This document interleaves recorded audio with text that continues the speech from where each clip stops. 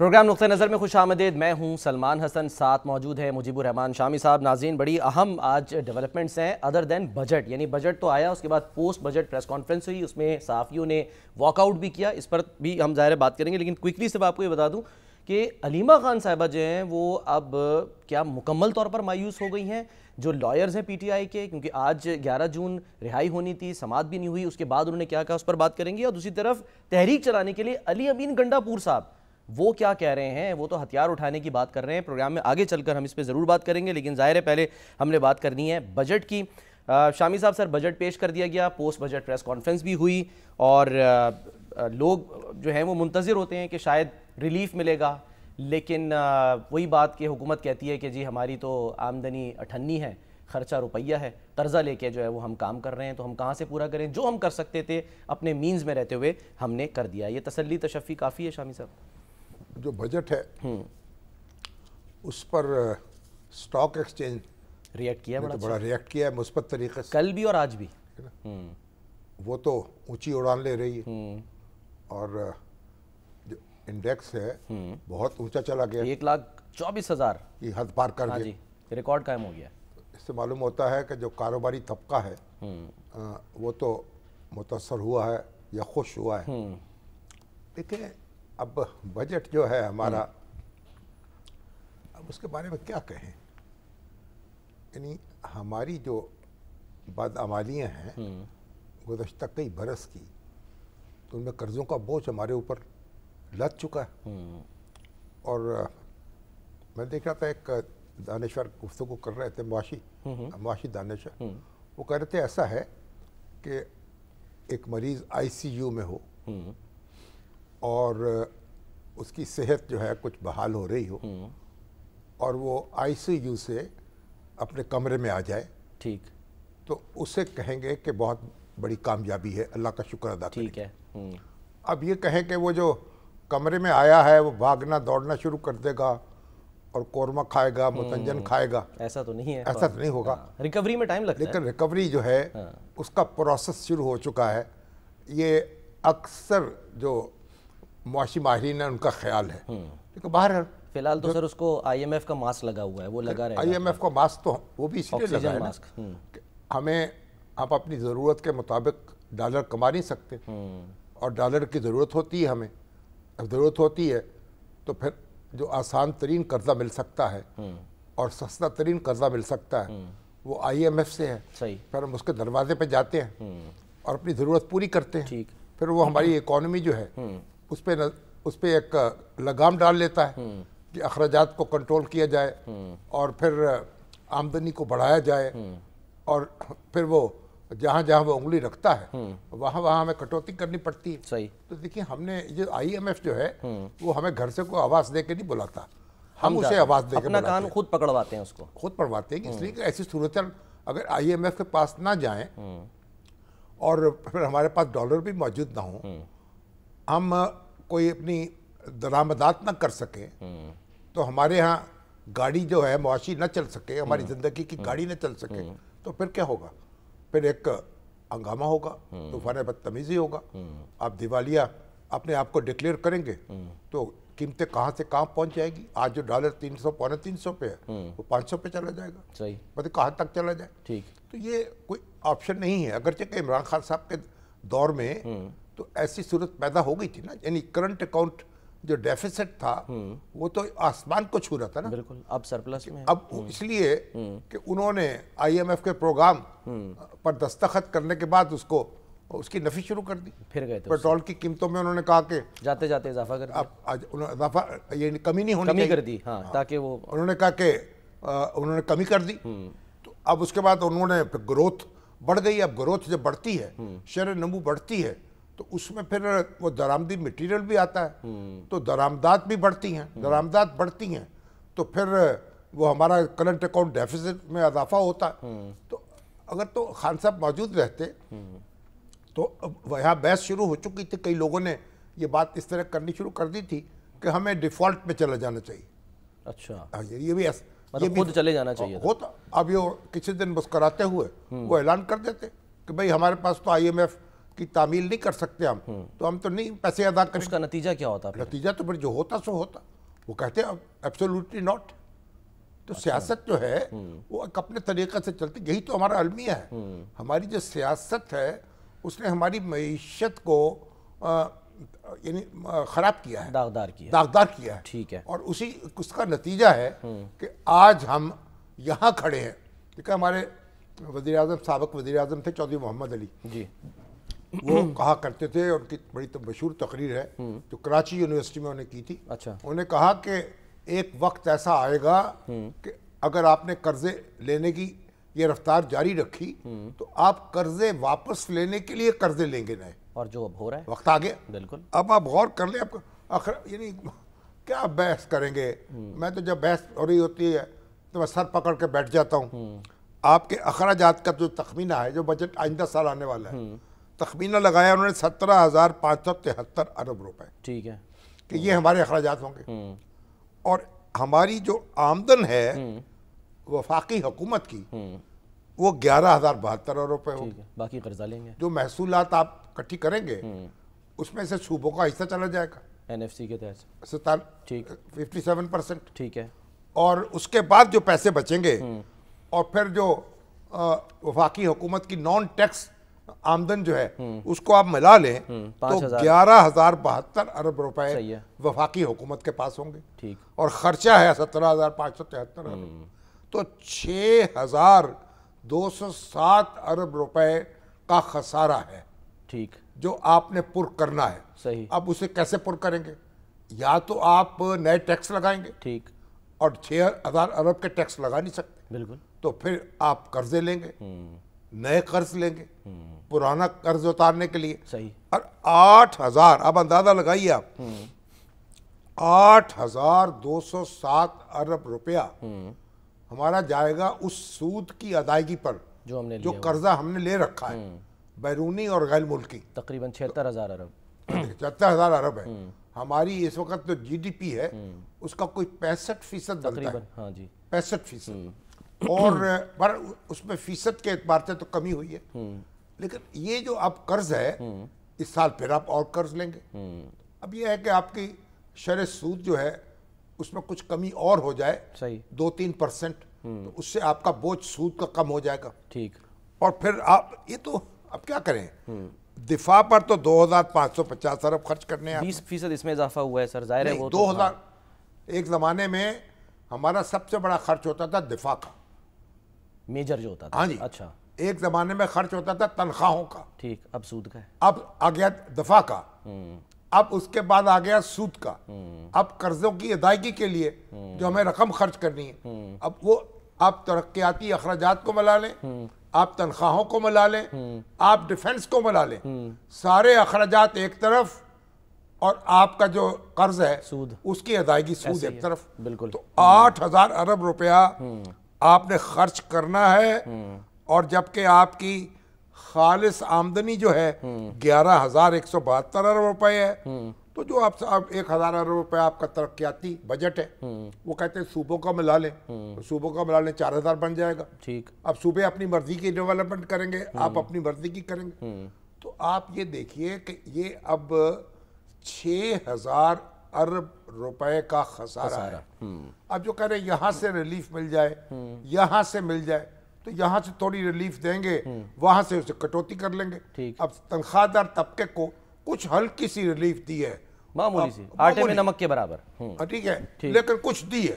بہرحال اب اس کے نتیجے میں کہیں اور سے اب وصول کر لیں گے. ریئل اسٹیٹ سیکٹر جو ہے اس کو بھی کچھ ریلیف دی ہے.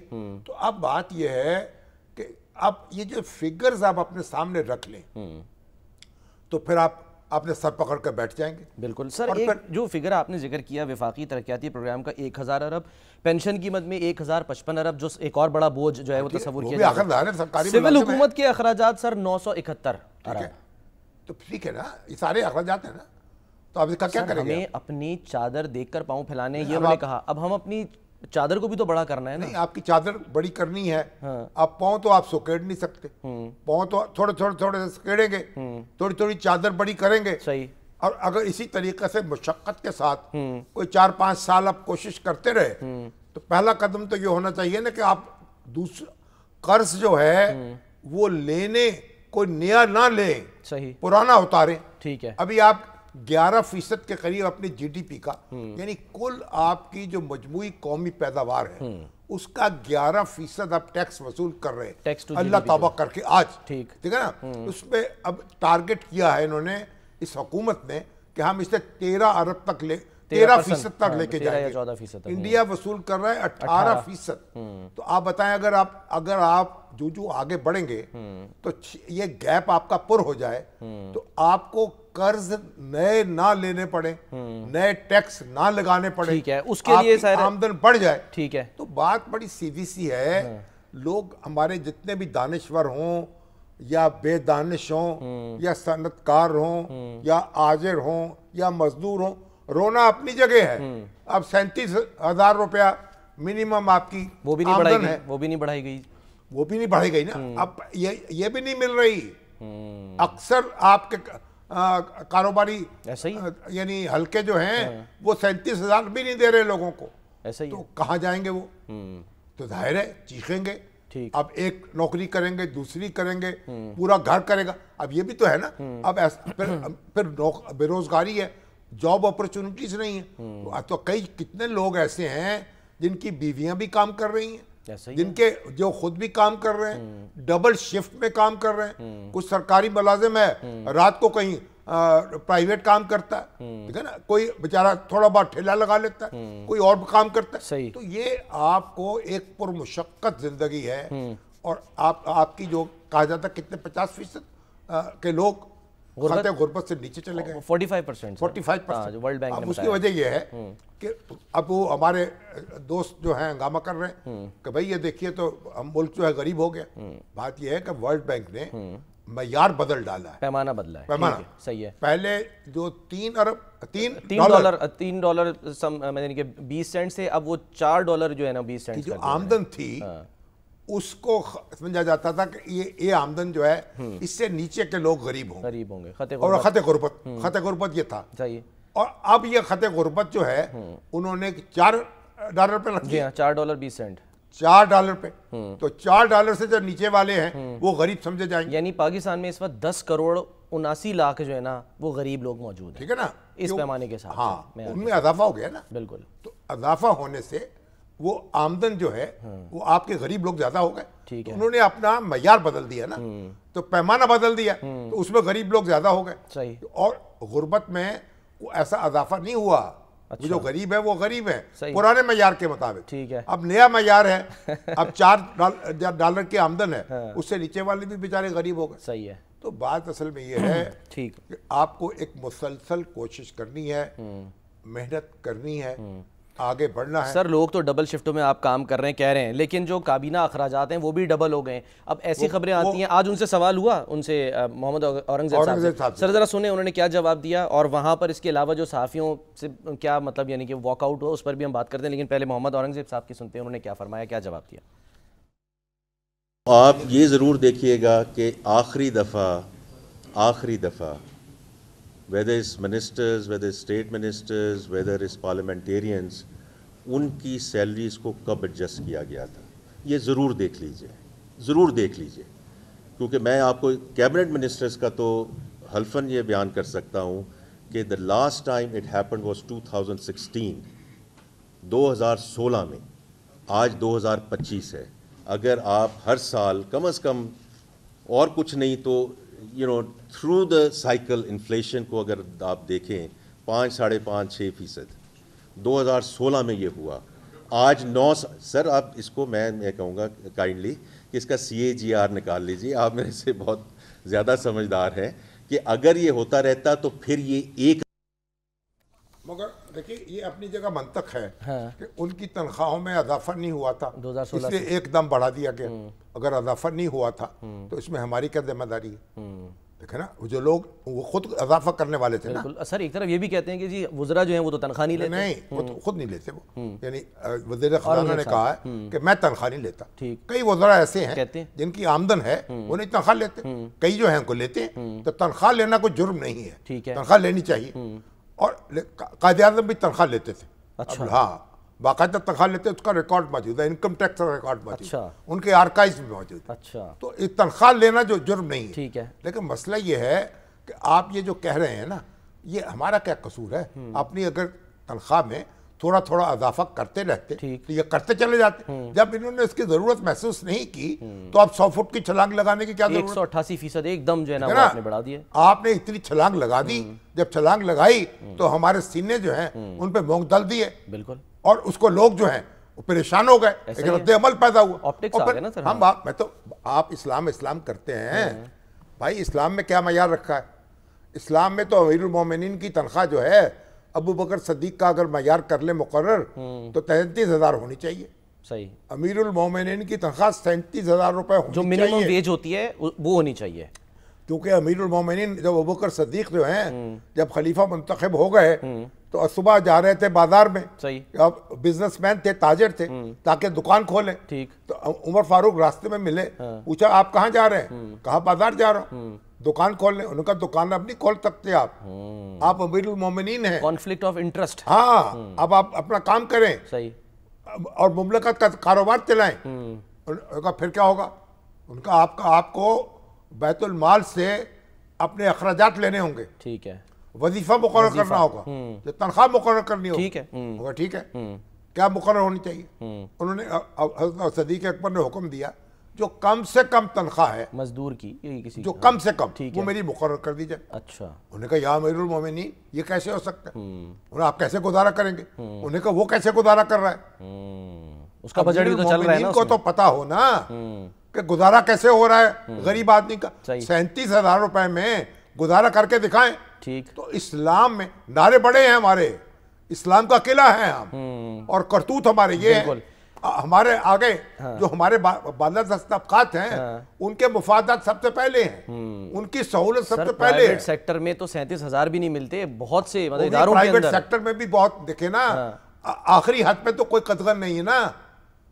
ٹھیک اب ہے، وہ بھی آپ پرائیویٹ سیکٹر میں بھی لاکھوں کی تنخواہیں ہیں، کروڑوں کی ہیں، نہ ادھر ہمارے ایسے اینکرز موجود ہیں میں نہیں ماشاء اللہ کتنی تنخواہیں لیتے، یہ آپ ایسی بات چھوڑ دیں، صحیح ہے، وہاں بھی کوئی حد نہیں ہے، ٹھیک ہے، میکسیمم کی حد نہیں ہے۔ بات یہ ہے کہ آپ جو حکمران ہیں، حکمرانی جو ہے وہ پھولوں کی سیج نہیں ہے، شامی صاحب، لیکن سر کانٹوں کا تاج ہے۔ مجھے ایک بات بتائیں نا، آپ یعنی کہ ہائیسٹ پیڈ اینکرز جن کی تعداد بہت کم ہو ان کی اگزامپل کیوں دینے سے جو پسا ہوا طبقہ ہے ہم اس کی بھی تو بات کریں نا۔ آپ تو ان میں نہیں ہے نا، آپ درمیان میں ایگزیکٹلی، ہاں، تو اس لیے درمیان میں رہے نا، پسے ہوئے نا نظر آئے نا۔ اچھا، ان کو سر ریپرزینٹ تو کرنا ہے نا، ان کی آواز تو جتنے بھی ہیں 2 درجن ہوں گے، 3 درجن ہوں گے، اللہ نے ان کو یہ خوبی دی ہے، لوگوں کے دل لبھا سکتے ہیں، تو بھر اس کے بعد ان کی ریٹنگ ہے پر ان کا ریٹ بڑھتا ہے اس طریقے سے۔ لیکن میری گزارش یہ ہے کہ پرائیویٹ سیکٹر میں بھی آخری حد تو کوئی نہیں ہے نا، بالکل، اور کم سے کم حد جو ہے اب وہ بھی کئی ایسے ادارے ہیں جو وہ بھی نہیں دے پاتے۔ تو مسئلہ یہ ہے کہ آپ جب جاب اپرچونٹیز پیدا کریں گے، لوگوں پر ملازمتیں زیادہ ہوں گی اور کام کرنے والے کم ہوں گے تو پھر لوگوں کو اپنی تنخواہ ملے گی۔ اب امریکہ میں چلے جائیں تو آپ دیکھ لیں، کوئی آدمی آپ کو اگر آپ کام کرنا چاہتے ہیں تو جو بھی کام ہوگا آپ کو مل جائے گا، صحیح ہے، چاہے جھاڑو دیں، چاہے برتن صاف کریں، چاہے بہرے بن جائیں، اور جابز جنہیں کہتے ہیں وہ بالکل ملتی ہیں، اور آپ کو مل جائیں گی۔ ٹھیک ہے، اس لیے ہمیں یہ معاملہ اس طرح ملک کو آگے لے کے جانا ہے۔ اب یہاں تو کیا 24 کروڑ سے آبادی ہو رہی ہے آپ کی۔ ابھی وزیر خزانہ نے کہا کہ 2 بڑے چیلنج ہیں، ایک آبادی کا، ایک موسمی تبدیلی کا۔ صحیح، موسمی تبدیلی جو ہے اس کا اگر ہم احساس نہیں کریں گے، اقدامات نہیں کریں گے، ہماری ایگریکلچر جو ہے اس کی نظر ہو جائے گی، اور اگر ہم آبادی کو نہیں روکیں گے، انہوں نے کہا چند سال میں ہم 40 کروڑ ہوں گے۔ بالکل، جب بنگلہ دیش آج جو ہمارے سے الگ ہوا 56% تھا، صحیح، آج وہ 17 کروڑ ہیں، ہم 24 کروڑ ہیں۔ بالکل، اور کوئی کتنے پیسے رکھے ہیں انہوں نے یہ آبادی کو کم کرنے کے لیے؟ رپورٹ پڑھ رہا تھا کہ دنیا میں اسلام جو ہے نا اس کے ماننے والوں کی تعداد بڑھ رہی ہے، تو اس کا ریزن کنورژن نہیں ہے بلکہ آبادی ہے. آبادی ہے. اور وہ کیا ہے؟ عیسائیوں کے قریب پہنچ گئے ہیں عیسائی مذہب کے. 1 کروڑ جو 2 کروڑ یہودی ہیں وہ آپ کے اربوں پر بھاری ہیں کیونکہ ٹیکنالوجی ان کے پاس ہے, ایجوکیشن اسکل ان کے پاس ہے, ایجوکیشن ان کے پاس ہے, پر امریکہ ان کی پشت. تو آپ دیکھیں اصل افرادی طاقت وہ زمانے لد گئے جب کشتیاں لڑتے تھے آپ میدان میں. اب تو گھر میں بیٹھ کے جناب میدان چلاتے ہیں. ابھی آپ انڈیا کو آپ نے درگت بنا دی, کیسے بنائی؟ ایسا ہی ہے, وہ کشتی لڑی ہم نے. تو بات یہ ہے آبادی جو ہے کام آبادی ہو, سکلڈ ہو, ٹرینڈ ہو, ایجوکیٹڈ ہو, وہ بھاری ہے. اب یعنی چند لوگ ہمارے سینکڑوں پر ہزاروں پر بھاری ہیں. یہ بات ہمیں سمجھنی چاہیے. تو اب آپ دیکھ رہے ہیں اس وقت آپ کی نتیجہ کیا نکلے گا؟ نتیجہ یہ نکلے گا کہ آپ غریب سے غریب تر ہوتے چلے جائیں گے.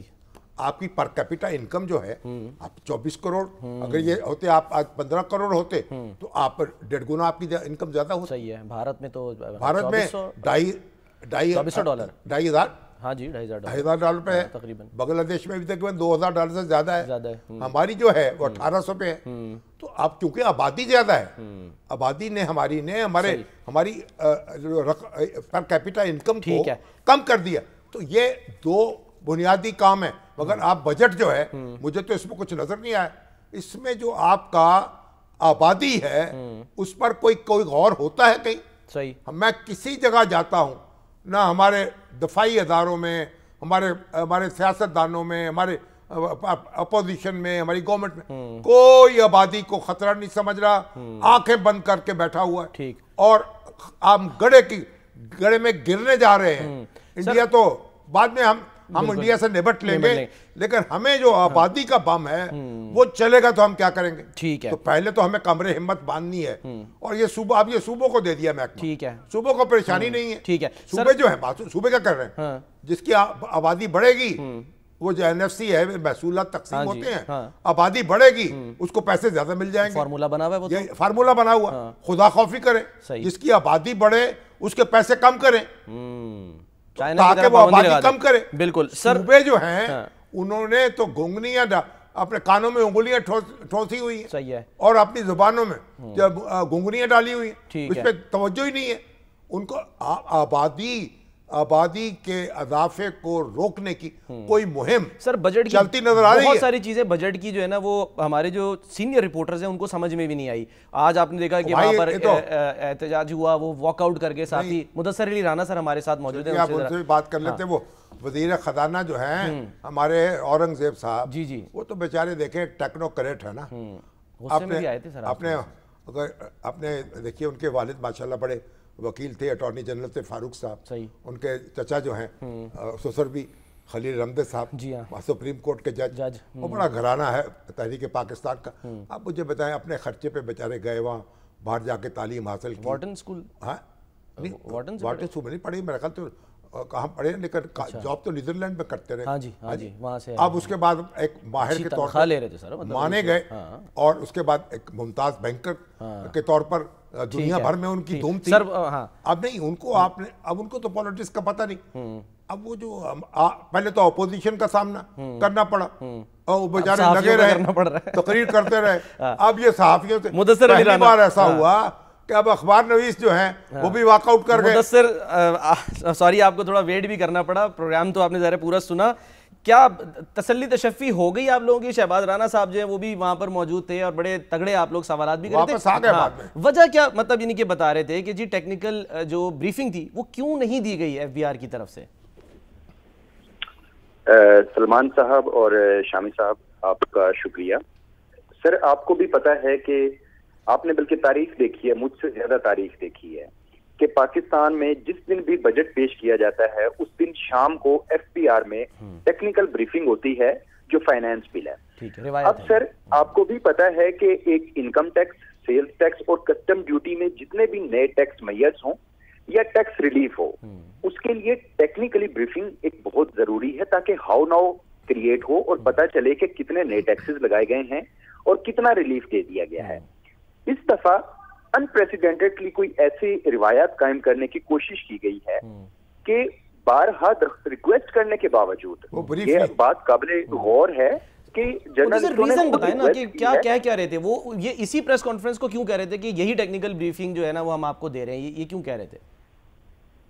सर ऑलमोस्ट कोई 700 बिलियन के नए टैक्सेस हैं, वो उन टैक्सेस को छुपाने के लिए कि पब्लिक तक ज्यादा से ज्यादा अवेयरनेस ना पहुंचे मीडिया के जरिए, प्रिंट के जरिए, इलेक्ट्रॉनिक के जरिए, इसलिए उन्होंने वो टेक्निकल ब्रीफिंग नहीं दी, वो ब्रीफिंग कैंसिल की गई। जब ये बात हुई कि ब्रीफिंग क्यों नहीं दी गई तो कहते हैं चेयरमैन एफबीआर वजीर खजाना मोहम्मद औरंगजेब कि जब आप लोग कहेंगे हम तब आप लोगों को ब्रीफिंग दे देंगे। सर इससे पहले इस तरह की रिवायत नहीं थी। रिवायत ये है कि हर बजट वाले दिन शाम को टेक्निकल ब्रीफिंग दी जाती है जिसमें नए टैक्सेस से आगाह किया जाता है कि हमने पब्लिक पे 1 पैसे का टैक्स लगाया है या हमने 100 अरब या 1000 अरब रुपए का टैक्स लगाया है। अब क्या कहते हैं कि आप देंगे टेक्निकल ब्रीफिंग को, क्लैरिटी आएगी या जो बस आ गया हो गया वो? सर आज जो हमने प्रोटेस्ट किया है, हमने प्रोटेस्ट इसीलिए किया था कि जो टेक्निकल ब्रीफिंग है उसको कंटिन्यू किया जाए, उसको डिसकंटिन्यू किसी टर्म एंड कंडीशन पे नहीं एक्सेप्ट किया जा सकता। चेयरमैन एफबीआर ने श्योरिटी दी है कि हम आप लोगों को टेक्निकल ब्रीफिंग देंगे। सर ये टेक्निकल ब्रीफिंग बहुत जरूरी है। इस दफा जो बजट मैयर्स लिए गए हैं, ठीक है सर, मुझे सर ब्रेक लेनी है सर। आपने कैसे फिर वापसी कैसे कर ली आपने? अता तारड़ साहब ले आए आपको मिन्नत तरला करके। सर इंफॉर्मेशन मिनिस्टर अता तारड़ साहब वहां पे आए, उन्होंने बताया कि प्राइम मिनिस्टर ने फौरी तौर पे इंस्ट्रक्शन दी हैं कि जो जर्नलिस्ट ने वॉकआउट किया है पोस्ट बजट प्रेस कॉन्फ्रेंस से, फौरी तौर पे इस इशू को रिजॉल्व किया जाए। वहां पे इंफॉर्मेशन मिनिस्टर आए हैं, उन्होंने हमारे साथ बात की है। ठीक है मुदस्सिर, बहुत बहुत शुक्रिया मुदस्सिर, बहुत बहुत शुक्रिया। एक ब्रेक लेते हैं, हम ब्रेक के बाद वापस आते हैं। Stay with us.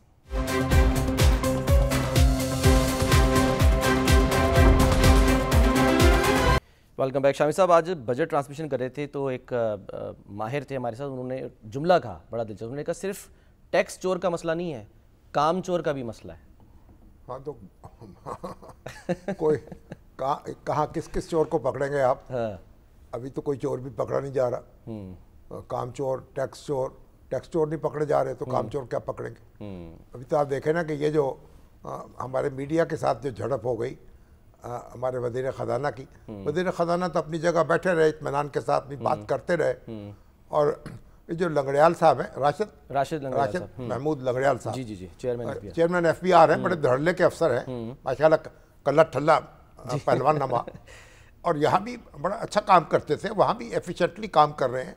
लेकिन मैं ख्याल पीआर कमज़ोर है उनकी। अच्छा, मीडिया से कोई रब्त नहीं है और उनका जो कोई डिपार्टमेंट है वो भी कमज़ोर है। उसे मुस्तहकम करे, मीडिया से राब्ता रखना बहुत ज़रूरी है और वज़ीर ख़ज़ाना भी इस तरफ तवज्जो दे कि मीडिया से तो इस तरह झगड़ा मुनासिब नहीं ना। अब शहबाज राणा साहब कह रहे थे भाई आप ये तो बड़े जवाब नहीं देते हैं, वो तो जो कह रहे हम लड़ नहीं सकते भाई, हम तो एहतजाज ही कर सकते हैं, हम तो काम कर रहे हैं, दिन रात लगे हुए हैं, हमें क्या ज़रूरत है अपनी मीडिया से बात करने की? अच्छी बात नहीं है। काम करो और बताओ भी हाँ, कि हमने ये काम किया। आप कोई तवज्जो करें, ये भी आपके काम का हिस्सा है। सही, मीडिया को अपना समझें और उससे एतमाद उसमें लेते रहे। अब एक बात मैं बताता हूँ, अब जी सर, पाकिस्तान जो है ना, जब सीटों और सेंटों का रुकन बना, ठीक है, उसके बाद उसका पूरा दिफाई अखराजात जो थे वो उसके ऊपर नहीं थे। अच्छा, वो बाहर से सीटों और सेंटों, ठीक है, उसकी वो उठाते रहे, ठीक है, और पाकिस्तान जो है वो तरक्की करता रहा। कब आके हमारे 1965 की जब जंग हुई, ठीक है, तो उस वक्त फिर वो पाबंदी लगी हमारे ऊपर और उसके बाद हमें अपने अखराजात उठाने पड़े। ठीक, ये एक इस वजह से अब जैसे देखिए दूसरी जंग अजीम के बाद वो अमेरिका मार्शल प्लान आया यूरोप के लिए, जापान जो है उसके दफाई अखराजात में पाबंदी लगी, वो नहीं कर सकता था। इसी तरह जर्मनी और यूरोप, उनको अमेरिका ने सपोर्ट किया। सही, यानी वो अपने दफाई अखराजात जो थे वो उनसे ज़रा निजात मिली उनको, तो वो तरक्की करते चले गए। पाकिस्तान भी फराटे भर रहा था और तरक्की कर रहा था कि जो जंग आई है उसने सारे ख्वाब चकनाचूर कर दिए हमारे। अब भी तो सपोर्ट कर रहा है, अब तो दोस्ती दोबारा हो रही है अमेरिका की, उस लिहाज से वायदे नहीं है।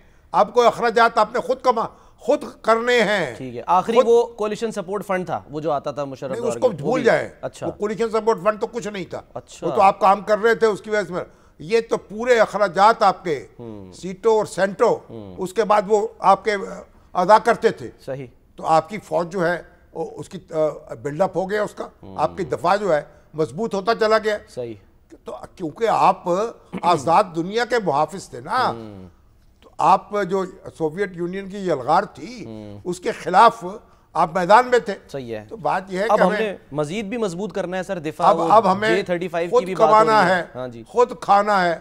اب قرضہ جو ہے کمر ہمت باندھنی ہے کہ اپنے پہلے قرضے جو ہیں توبہ کریں، آئندہ قرضے نہ لیں. اخراجات کے لیے، ترقی کے لیے لے سکتے ہیں. اگر آپ ترقیاتی پروگرام کے لیے قرضہ لیں گے یا انویسٹمنٹ کے طور پہ انویسٹمنٹ آئے گی، اس میں آپ قرض جو ہے واپس کر دیں، وہ لیں. لیکن یہ ہے کہ غیر ترقیاتی اخراجات کے لیے قرضہ لینا گناہ کبیرہ ہے، اس سے بھی گناہ کبیرہ سے بھی کبیرہ ہے. ٹھیک ہے شامی صاحب، دفاعی بجٹ جو ہے وہ بھی ظاہر ہے بڑا ہے 20%. اب وہ یہ بھی خبر آ رہی ہے کہ ہماری ضروریات کے مطابق اب تو سب سے اخراجات ہمارے بڑے سود کے ہیں. 8,000 ارب روپیہ قرضوں کا سود ادا کر رہے ہیں. تو باقی تو بات ہی چھوڑ دیں. اب 2,500 ارب روپیہ کیا اخراجات ہوئے دفاع پہ. اور انڈیا جو ہے ہم سے کتنا بڑا اور کتنے ہزاروں یعنی کیا کروڑوں اربوں ڈالر خرچ کر رہا ہے اپنے دفاع پہ. سر ابھی خبر آئی نا کہ 30,000 کروڑ روپے کا نیا دفاعی نظام جو ہے وہ لینے والا جنگی تیاریوں پہ. ہاں جی. اس کے سر بعد ایک چیز تو ثابت ہوئی نا کہ دفاعی نظام کمزور تھا ان کا، جو یہ پھر اپ گریڈ کر رہے ہیں. ہمارے جارحانہ عزائم نہیں ہیں. جب آپ دفاع کے لیے تیاری کرتے ہیں تو آپ کو جارحیت کے لیے تیاری زیادہ کرنی پڑتی ہے. دفاع آپ کم طاقت کے ساتھ بھی کر سکتے ہیں، لیکن جو دوسروں کو جارحانہ حملہ آپ زیادہ طاقت کے ساتھ کرتے ہیں. پاکستان تو اپنا دفاع کر رہا ہے، لیکن بہرحال اب ہماری مجبوری ہے. میں تو وہ سن رہا تھا کسی وہ انڈیا کے وہ جو کیا ہوتے ہیں وہ سادھو ہوتے ہیں، یہ کیا یوگی، کون صاحب تھے چوہت، وہ تقریر کر رہے تھے. وہ کہا غزہ جو ہے اس طریقے سے اس کو پاکستان کو کرنا پڑے گا، اس کو فوج رکھنے کی اجازت نہیں ہونی چاہیے. حماس جو ہے اس کو غیر مسلح کریں گے پاکستان کو. ہم فلسطین ہیں کیا غیر مسلح؟ ہاں. انہوں نے کہا تب پاکستان درست ہوگا. ہم نے کہا دیکھیں کیا کیا بکواس کر رہے ہیں. او بھائی ہم ایک ایٹمی طاقت ہیں، آپ کے مقابلے میں کھڑے ہیں، یہ آپ کی ضرورت کیا ہے؟ ہم آپ کو غیر مسلح کر دیں گے. سر خواب دیکھنے پہ تو کوئی پابندی نہیں ہے نا، دیکھتے رہے پھر خواب. مگر ان کے عزائم دیکھیں آپ، کیسے کیسے یعنی کیسے کیسے پاگل اور جنونی جو ہیں وہاں موجود ہیں، اور خواب کیا دیکھ رہے ہیں. شامی صاحب سر لیکن اس کے باوجود خیر وہ بھی خبر آئی کہ وہ G7 جو ہے اس میں دعوت آ گئی ہے مودی صاحب کو. وہ تو کینیڈا سے دعوت آ گئی ہے، رو پیٹ کے لے لی انہوں نے. وہ کینیڈا تو جو ان کے کینیڈا کے اندر جو کیا انہوں نے، جو درگت کر رہے ہیں اور سکھوں کو نشانہ بنا رہے ہیں، تو کینیڈا میں تو ریڈ کارپٹ تو بچھایا نہیں جا سکتا ان کے، اور سکھوں کی بڑی تعداد ہے وہاں. وہ خود مودی صاحب کے نعرے وارے لگا لیں گے وہاں جائیں گے تو. سر بلاول بھٹو زرداری جو سفارتی محاذ لے کر پہنچے، محاذ پر گئے مشن، وہ بھی کیونکہ لندن میں تھے، وہاں پر بھی گفتگو ہوئی. انہوں نے کہا ہے کہ جی امریکہ کو بھارت کو کان سے پکڑ کر بھی بات چیت تک لانا پڑے تو یہ دنیا کے مفاد میں ہوگا. یہ پاسبل ہوگا؟ ٹریڈ کی دھمکی دے کے جنگ بندی کرائی، اس کو آج تک جو ہے وہ قبول نہیں کرتے نریندر مودی، ذکر ہی نہیں کرتے، بلکہ اب وہ مسئلہ کشمیر کے حل کی بات بھی کر رہے ہیں ڈونلڈ ٹرمپ صاحب. بلاول بھٹو جو گئے ابھی تو جو ٹیمی بروس ہے انہوں نے کہا ہے نا، جو اسٹیٹ ڈپارٹمنٹ کی وزارت خارجہ کی ترجمان، جی ہاں بالکل ترجمان جو ہیں، انہوں نے کہا ہے کہ وہ پریزیڈنٹ ٹرمپ جو ہیں وہ کشمیر کا مسئلہ حل کرانا چاہتے ہیں. جی ہاں. اور وہاں جو ہمارا وفد گیا ہے بلاول بھٹو زرداری کی قیادت میں، ہمارے ڈاکٹر مصدق ملک بھی تھے، خرم دستگیر بھی تھے، شہری رحمان بھی تھے، فیصل سبزواری، ہمارے سبزواری صاحب بھی تھے، اور فیصل سبزواری. تو بڑے اچھا وفد تھا، بڑا اچھے طریقے سے پاکستان کا کیس انہوں نے لڑا ہے. اور میں نے تو میں سمجھتا ہوں بہت شاباش ہے بلاول بھٹو زرداری کو. بہت دل خوش ہوا ان کی باتیں سن کے، اور جیسے انہوں نے گفتگو کی. اور بڑا سیدھی بات ہے، پاکستان کا پیغام کیا ہے؟ پیغام یہ ہم مذاکرات کریں گے، امن کا پیغام ہے، بات چیت کا پیغام ہے. بھئی دہشت گردوں کی سرکوبی کر لیں، مشترکہ طور پہ کارروائی کر لیں، تحقیقات کرا لیں، ہمارا قصور نکلا ہے تو ہم سے کارروائی کر لیں. تو ایک امن کا پیغام لے کر وہ گئے، اور جگہ جگہ ان کا استقبال ہوا. اور امریکہ میں بھی اعتراف ہو رہا ہے. دیکھیے امریکہ کے جو وہ ہیں سینٹ کام کے سربراہ جنرل مائیکل ایرک کوریلا، انہوں نے سینٹ کمیٹی میں انہوں نے جو شہادت دی ہے، انہوں نے کہا پاکستان جو ہے وہ ہمارا ایک بڑا اہم حلیف ہے دہشت گردی کے خلاف. شراکت دار ہے سر، انہوں نے شراکت دار ہے. انہوں نے کہا یہ بات نہیں ہے کہ پاکستان اور انڈیا میں سے ہمیں ایک کا انتخاب نہیں کرنا، ہم دونوں کے ساتھ تعلقات رکھ سکتے ہیں. صحیح. تو ہمیں تو کوئی اعتراض نہیں ہے اس میں. دیکھیے بات یہ ہے کہ اعتراف ہو رہا ہے برطانیہ میں بھی, امریکہ میں بھی اثرات محسوس ہو رہے ہیں. فیکٹر ہے کہ جب وہ یہ کہہ رہے ہیں جنرل کوریلا کہ پاکستانی حکام نے انٹیلیجنس شیئرنگ کے ذریعے امریکہ کو اہم کامیابیاں دلائیں, تو یہ اس بات کا ثبوت ہے نا کہ اگر کل کو پاکستان اور بھارت مل کر وہی جو بات کی را اور آئی ایس آئی جو ہے وہ کریں تو کتنا وہ پورے خطے میں کتنا سکون ہوگا. تو ہماری تو آپشن کھلی ہے نا. اور جو بلاول بھٹو زرداری جو ہیں ان کے دورے کے اثرات محسوس ہو رہے ہیں, امریکہ کے دورے کے, یو این او کے دورے کے, برطانیہ کے دورے کے, ہر جگہ لوگوں نے پذیرائی کی ہے, ان کے نقطہ نظر کو سراہا ہے. پاکستان آپ کہہ رہے ہیں ہم پانی بند کر دیں گے, دنیا تماشا دیکھ رہی پانی کیسے بند کر دیں گے. کبھی ایسا ہوا ہے کہ ایک ملک میں دریا بہ رہا ہو وہ کہیں ہم پانی بند کر دیں گے, تو ان کا بھی اگر آپ پانی ہمارا بند کریں گے پھر چین آپ کا بھی بند کر دے گا. دیکھیں آپ کے دریا چین سے آ رہے ہیں کہیں. تو بات یہ ہے انڈیا کا جو نیریٹو ہے وہ پٹ گیا ہے. انڈیا جو ہے جارحیت کی بات کر رہا ہے, انڈیا جنگ کی بات کر رہا ہے, انڈیا تشدد کی بات کر رہا ہے, انڈیا دہشت گردی کا نام لے کر ہمارے اوپر چڑھ دوڑنے کی بات کر رہا ہے, اور ہم امن کی بات کر رہے ہیں, تحقیقات کی بات کر رہے ہیں, آپ مشترکہ اقدامات کی بات کر رہے ہیں, بات چیت کے ذریعے مسائل حل کرنے کی بات کر رہے ہیں. تو ہم تو تاریخ میں ہمارے جو مصدق ملک صاحب ہیں وہ تو بار بار جناب ذکر کرتے تھے شہباز شریف صاحب کا اور ڈپٹی وزیر اعظم اسحاق ڈار کا کہ جناب ان کے سر پہ سیرا, بھئی سر پہ سیرا سج گیا, ان کے سر پہ سجا لیں, اپنے سر پہ سجا لیں, بلاول بھٹو کے سر پہ سجا لیں. جب جو کامیابی جو ہے نا اس کے تو کئی امیدوار ہوتے ہیں نا بھائی, کئی سیرے ہوتے ہیں, تو اب وہ سیرے سب کے سر سجے ہیں اور پاکستان کا نیریٹو جو ہے وہ قبول کیا جا رہا ہے, اس کا لوگ اس کو مان رہے ہیں, ہم نے آگے کر رہے ہیں. نیریٹو پاکستان کا تو قبول کیا جا رہا ہے, لیکن سر جو نیریٹو پی ٹی آئی کا تھا اس پر سمجھ نہیں آ رہا. علیمہ خان صاحبہ جو ہیں سر وہ بہت مایوس ہیں. میں ذرا چاہ رہا ہوں آپ سن لیں کہ وہ کتنی مایوس ہیں, ذرا کہ انہوں نے آج کیا کہا, ذرا دکھائیے علیمہ خان صاحبہ. وہ عمران خان کے دشمن ہیں جو آگے کہتے ہیں کہ عمران خان رہا ہو رہا ہے. وہ یہ چاہتے نہیں ہیں کہ عمران خان جو تحریکی کال دیتے ہیں وہ چلے. وہ چاہتے, وہ جان کے آگے ٹی وی پہ بولتے ہیں کہ جی عمران خان کی بس خوشخبری آنے والی ہے. یہ سب جھوٹ بول رہے ہیں. ہمیں نہیں نظر آ رہا کہ عمران خان کئی مہینوں تک انہوں نے ناجائز قید میں ہی عمران خان کو رکھنا ہے, اور عمران خان کی رہائی ہمیں نہیں نظر آ رہی آگے. اب نہ ہمارے لائرز کو سمجھ آ رہی کہ کیا کریں, اور اب ہم صرف پی ٹی آئی کی لیڈرشپ کو ہی دیکھیں گے کہ وہ اب ہمیں بتائے کہ اب ہمارے بھائی کو کس طرح جیل سے رہا کروایا جائے گا. رہائی نہیں ہوگی تو تحریک چلے گی, اور تحریک میں کیا کچھ کریں گے سر, ذرا میں چاہوں ایک ساتھ. ہائی کورٹ میں ان کی درخواست کی سماعت تھی, ڈویژن بینچ نے سماعت کرنی تھی, ایک جج صاحب رخصت میں چلے گئے, سماعت نہیں ہو سکی. اب 26 تاریخ کو ہوگی, اس سے ان کو مایوسی ہوئی ہے, کچھ غصہ بھی آیا ہے. ہمارے امین اللہ گنڈاپور جو ہیں, علی امین گنڈاپور سر, وہ تو دھمکیاں دے رہے ہیں, وہ سنیں ذرا وہ کیا فرما رہے ہیں. جی ہاں, وہ فرما کیا رہے ہیں کہ وہ کیا کرنے جا رہے ہیں, دکھائیے جی. پلان میں نے بتانا بھی نہیں ہے, ٹھیک ہے, پلان بتائے بغیر ہم نے اپنے کارروائی کرنی ہے, کیونکہ میں موٹر وے پہ آتا ہوں تو 6 جگہوں پہ کھڈے مار لیتے ہیں, 2 کلومیٹر روک کے پورے پنجاب کی پولیس یہاں لے آتے ہیں. اب میں اس پہاڑ سے آؤں, میں اس پہاڑ سے آؤں, میں کوئی خندق کھودوں, میں کوئی سرنگ کھودوں, یہ میں بتاؤں گا نہیں, تاکہ ان کو پتہ ہی نہ ہو میں کہاں سے آ رہا ہوں. اور پورے پاکستان سے ہم آئیں گے, اپنے طریقے سے آئیں گے, اور پھر ریپیٹ کر رہا ہوں, چلا دینا.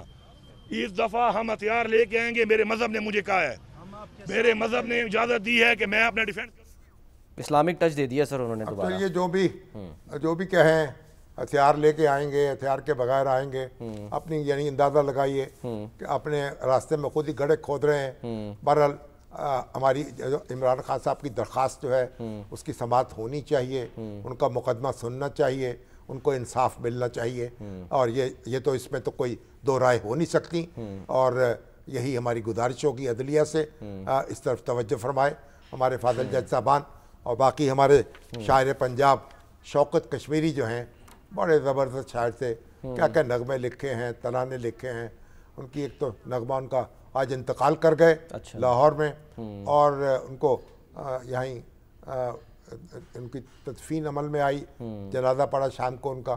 آپ کو فون یعنی کہ ان کی طرف سے آ رہا تھا؟ ان کا فون آ رہا تھا ان کے نمبر سے، میں سمجھا عید مبارک کے لیے فون کر رہے ہیں. میں نے کہا بھائی عید مبارک. ان کے ڈرائیور ساتھی تھے، ان کے بول رہے تھے بھائی وہ تو اس دنیا میں نہیں رہے، انا للہ و انا الیہ راجعون. کیا ان کے نغمے گائے ہیں، پوری دنیا میں دھوم تھی جو پنجابی جہاں جہاں بولی جاتی ہے. سرحد پار بھی وہ ایک بہت ان کو ہاتھوں ہاتھ لیا جاتا تھا، اور بڑے ان کے نغمے گائے ہیں ہمارے عارف لاہور نے بھی، دوسرے شاعروں نے بھی. او میری ماں سی، ماں کے اوپر ان کا نظم ہے، کمال نظم ہے اور کمال گائی ہے. اللہ تعالیٰ ان کی مغفرت فرمائے. آمین. سر ایک بریک سر مجھے لینی ہے، بریک لیتے ہیں، بریک کے بعد ہم واپس آتے ہیں.